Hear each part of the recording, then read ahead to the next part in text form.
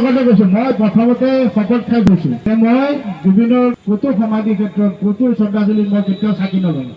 চাকি কেতিয়া জ্বলাম? আত্মাৰ শান্তিৰ বাবে। আত্মাই শান্তি পাইছে জানো জুবিনে? জুবিনৰ আত্মাই শান্তি পোৱা নাই। শান্তি যোনদিনা পাব যোনদিনা জুবিনে ন্যায় পাব। আৰু যোনদিনা ন্যায় পাব সেইদিনা প্ৰথম চাকিটো জুবিন ক্ষেত্ৰত গৈ মই জ্বলাম। আৰু তেতিয়ালৈকে মই চাকি নজ্বলাওঁ। আমাক এতিয়া অতি জলদি আমাক ন্যায় লাগে। আমি জানো অলপ এইচব বস্তু অলপ টাইম লাগে, ধৈৰ্যটো লাগিব আমাক। বাট উই ন' জুবিন গাৰ্গ ন্যায় পাবই লাগিব। জুবিনে ন্যায় পাবই।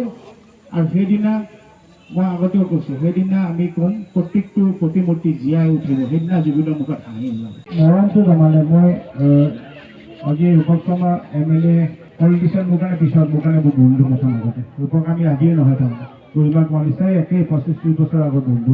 চ' thank you so' much Rupak, thank you so' much. আৰু যে এই তুমি এটা যে প্ৰচেষ্টা ল'লে এইখিনি কৰি পেলাই যে এইটো ভাবিলা যে বন্ধুজনক এনেকৈ ৰাখিম। আৰু এই প্ৰতিমূৰ্তি যে আজি ইমান ধুনীয়া এটা জেগা, এই পৰিৱেশ যে এই জুবিনে ভাল পোৱা পৰিৱেশ, জুবিনে সদায় নেচাৰ ভাল পাইছিল। আৰু এই গোটেই বস্তুটো যে এটা নেচাৰৰ মাজত আছে, চ' তাৰ কাৰণে আহিয়ে সোমাই ভাল লাগিছে।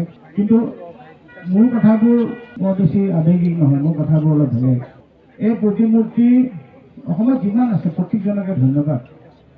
কিন্তু এই জুবিনৰ প্ৰতিমূৰ্তিটো কোনদিনা জীয়াই উঠিব? যদিনা জুবিনে ন্যায় পাব। আমাক ন্যায় ফাৰ্ষ্ট লাগিব।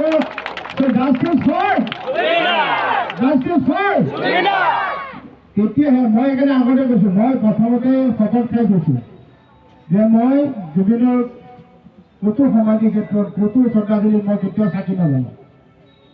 চাকি কেতিয়া জ্বলাম? আত্মাৰ শান্তিৰ বাবে।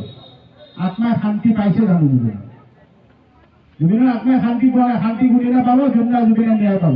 আৰু যোনদিনা ন্যায় পাব সেইদিনা প্ৰথম চাকিটো জুবিন ক্ষেত্ৰত গৈ মই জ্বলাম।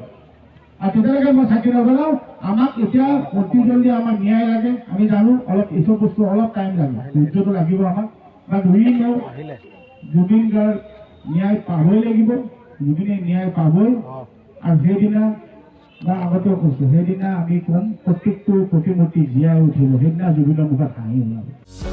যিকোনো খবৰৰ বাবে যোগাযোগ কৰক আমাৰ এই নম্বৰত 9181 307 221।